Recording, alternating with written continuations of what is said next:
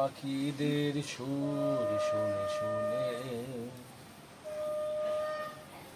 আজ এই এরকম করে হাতের উপর বাসন মাজলে কি বাসন পরিষ্কার হয়? মনের খাতা আজকে বাসন কম আছে। আমায় আর এই যেখানে এখন আমি কাচবো কাপড় কাছে দূরে কেচে যেখানে স্নান করবো।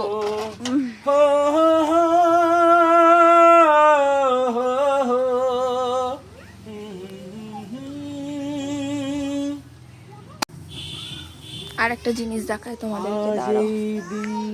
এই দেখো কুমড়োটা ঠিক এত বড় হয়ে গেছে, এখন কি খাওয়া যাবে? আমার মা তো দেখে দেখে আমার মায়েরই লোভ লাগছে, বলছে কখন খাবি তোরা, কখন খাবি?